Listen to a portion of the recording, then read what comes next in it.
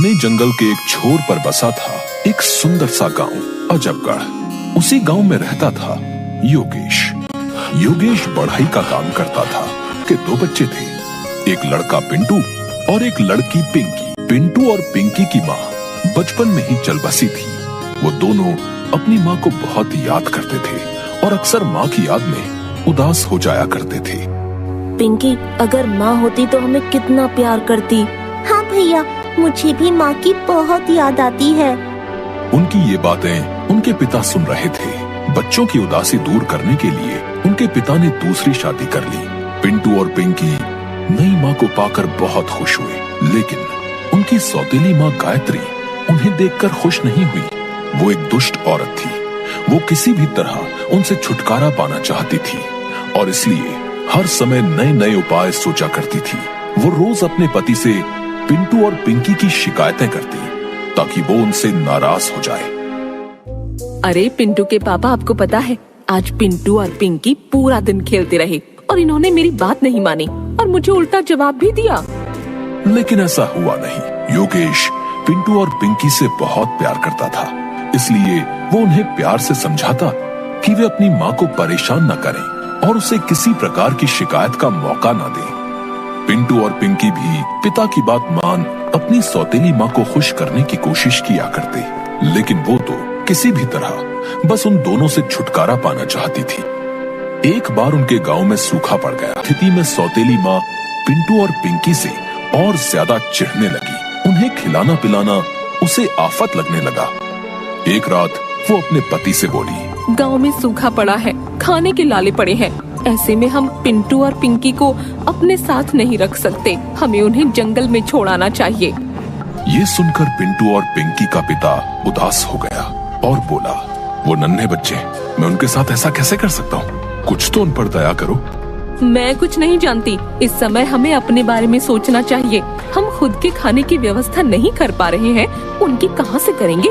मेरी बात मान लो, हम कल उन दोनों को जंगल में जाकर छोड़ देंगे। सौतेली माँ ने अपना फैसला सुना दिया, जिसे मन मारकर पिंटू और पिंकी के पिता ने मान लिया। इन दोनों की बातें पिंटू ने सुन ली, जो उस समय जाग रहा। वो तुरंत घर के आंगन में गया और वहाँ कोने में रखे डिब्बे से अपने कुछ कंचे अपने पास रख लिए। अगली सुबह सौतेली माँ उनसे बोली, पिंटू और पिंकी, हम लोग लकड़ियाँ काटने जंगल जा रहे हैं। तुम दोनों भी हमारे साथ चल रहे हो। चलो जल्दी तैयार हो जाओ। पिंटू और पिंकी जंगल जाने के लिए तैयार हो गए। पिंटू ने अपने कंचे अपनी पैंट की जेब में रख लिए। फिर सब जंगल के लिए निकल पड़े। जंगल में एक स्थान पर पहुंचकर सौतेली माँ बोली, पिंटू और पिंकी, तुम लोग यहीं रुको, हम लोग दूसरी जगह से लकड़ियाँ काट कर आते हैं। उन्हें देखता रहा, फिर उनकी सौतेली माँ के साथ वहाँ से चला गया। पिंटू और पिंकी वहीं उनका इंतजार करने लगे। शाम हो गई, अंधेरा छाने लगा, लेकिन उनके माता पिता नहीं लौटे।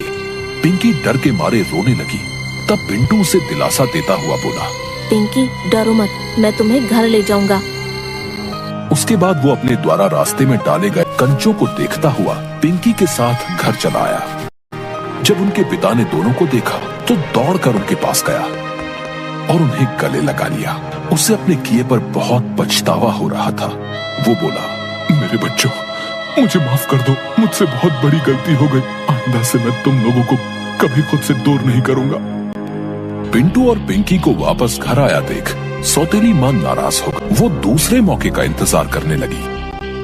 कुछ दिनों बाद जब उसका पति किसी काम से शहर गया तो वो पिंटू और पिंकी के पास जाकर बोली, चलो आज लकड़ियाँ काटने जंगल चलते हैं। पिंटू अपनी माँ की चाल समझ गया, लेकिन उस समय उसे कंचे उठाने का मौका नहीं मिल पाया। वो भागकर रसोई घर गया और वहाँ से चावल के दाने अपनी जेब में डाल लिए। इस बार सौतेली माँ उन्हें दूसरे रास्ते से जंगल ले गई। रास्ते में डालता गया।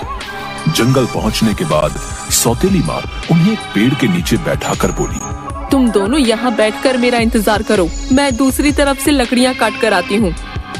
पिंटू और पिंकी वहीं बैठकर सौतेली माँ का इंतजार करने लगे। शाम हो गई और फिर रात, लेकिन सौतेली माँ नहीं आई। पिंकी डर के मारे रोने लगी।